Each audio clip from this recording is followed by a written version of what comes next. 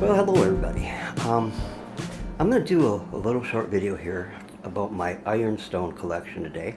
I'm going to ask you to ignore the milk glass pieces in the back.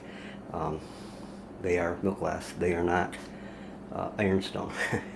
But what got me going on it today was I went into a thrift store here in Saginaw and I saw this lovely picture and I thought it was something brand new. And it's in perfect condition. And I turned it over, and it is J.G. Meakin pottery. And so it's quite old, and definitely far from being new. So we're going to get in. I got two pieces here that are Meakin. This one, and then this little saucer bowl is another Meakin piece, of course made in England. I have a cheat sheet over here with some notes on it about various manufacturers, and the Meakin pottery was actually manufactured Ironstone throughout the 1800s and into the early 1900s, which they marketed here in the United States as well as South America, Australia, and some British markets. The picture here, judging by the mark on the bottom, is most likely from the 1880s, 1890s era. The little saucer or bowl would also be in that period. The bowl, the little saucer, as a lot of the pieces I'm going to show you, were found underneath the old Court Street Bridge here in Saginaw when they tore it down to build the new bridge. My friend Barry Gill found a phenomenal amount of bottles and china, porcelain, ironstone, and all kinds of tools and what have you that went back to the lumbering era here in Saginaw, which was really from the late 1870s through the early 1890s. So that would put this piece in that time frame. Now we're going to go in the back here. Now this is a master chamber pot. A friend of mine thought it was a cookie or biscuit jar, but it's not. It's a master chamber pot, quite large, as you can see. And this was actually found again by Gil in an old house here in Saginaw that was being torn down. It is from the J.W. Pankhurst and Company, and they manufactured ironstone pottery, and they were located at Hanley, Stoke-on-Trent, Staffordshire, England. And Pankhurst took over the pottery of William Ridgway, who had introduced white granite ware, i.e. Ironstone. And between 1850 and 1851, the pottery operated as the J.W. Pankhurst, until J. Dimmock joined as a partner in that particular company, and that was in 1852, at which point the name was changed from just J.W. Pankhurst to J.W. Pankhurst and Company, and they manufactured pottery from 1850 to 1882, and until they went bankrupt, and subsequently it was sold to the Johnson brothers. Now this master chamber pot hails from, I believe, the late 1870s through about 1882. Again, it would have been in the lumbering industry here in Saginaw that period. And basically what they did with the master chamber pot is the maid or housekeeper or whoever would go around to each room, empty the contents of the smaller chamber pot, something of this nature, into this one, and then they could, dump the whole thing into the outhouse out back. So it's an interesting piece. This picture was also found underneath the Court Street Bridge. It is unmarked. No idea who manufactured it, but a lot of pottery manufacturers did do ironstone. And of course this piece again would be from the lumbering era, late 1870s to early 1890s. Now as we're talking about chamber pots, let me grab my notes here if you don't mind. This chamber pot was made by the J.W. Turner and Sons, and I particularly like the designs on it. It's a very ornate pot, chamber pot, and that was also from here in Saginaw that it was found. The only problem with this piece, but I only paid $1 for it, is that the handle was broken in a couple places and reattached. I don't care for my purposes. It's just a really nice example.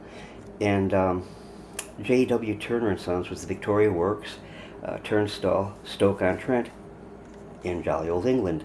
And they manufactured Ironstone between 1873 to 1895. Again, precisely the era this would have been here in Saginaw. Again, used by the, in the lumbering era. This was found in Saginaw. This was found again by my friend Gil Alberg. I'm not sure where he found this particular piece, but it was found here in Saginaw. Now here's a nice little bowl. It has some simple decorations on it. It was made by the Beaufort Pottery Company, and is again circa 1880s, and that was manufactured in Liverpool, Ohio, and again found underneath the Court Street Bridge. Nice, interesting little piece because of the history behind it being associated with that dramatic and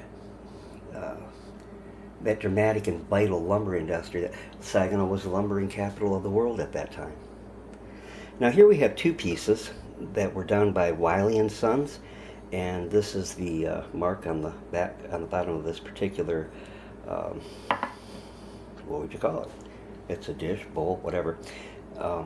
Very simple, very plain, as most granite or ironstone was. And then here, this piece is unmarked, but it is again Wiley & Son.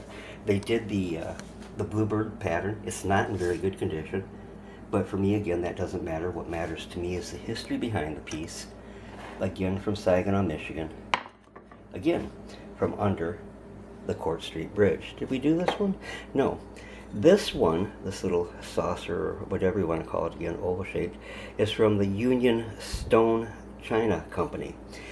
And I could find very next to nothing on that particular company. But again, it would be from that 1880s, time frame. Now back here, this particular one is a Dresden ironstone piece, and underneath that, this larger platter is a Vodny. And Vodny, these are all from the same era that I've been talking about, and both were found again under the Court Street Bridge, as was this piece. It is Royal Ironstone China, warranted, and this is from the same company. Ornate little dish, bowl, whatever. What did I just say that was from? Ooh, everything's fine. It had a chip on it already. Royal Ironstone China. And the Royal Ironstone China, if I could find my notes here real quick, is another one of those that I could find very little information on. So I didn't even make a notation on it because I couldn't find anything. Now also interesting are these cups. They have no handles. This one's unmarked, and this one is from Davenport Pottery. And I was told that they were shipped without handles to cut down on breakage, and that sometimes the handles were supplied to be attached somehow to the to the cup after it arrived to the mercantile to be sold. The John Davenport is said to have sold or to have begun potting in 1785, and he acquired his own pottery at Longout in 1714, and he retired in 1830, and his sons Henry and William carried on until 1835, and the business remained in the family until 1887. So again, falls within that period of time, and again was from underneath the Court Street Bridge. I don't know what these little oval-shaped ones that I've been showing you, what exactly they were used for, but this is another one. It's unmarked except for the numbers Um, hmm, 1866. I don't think that necessarily means a date on it. It could, but I'm just not sure. So basically, well, not basically, in actuality, that is my Ironstone collection so far. Oh, I forgot two pieces, sorry. This is a more recent piece. It's from the Iroquois China Company, made here in the USA. And a little creamer, more than likely made for restaurant use. And then this little doodad is a miniature. It has no marking on it, but I just thought it was kind of cool to put in with the collection. So that's the collection. Hope you enjoyed looking at it. I'm always keeping my eyes open for pieces to add to it, as is my friend Gil Alberg. Alright, hope you enjoyed this, and I hope you all have a great evening, and God bless you all. Good night.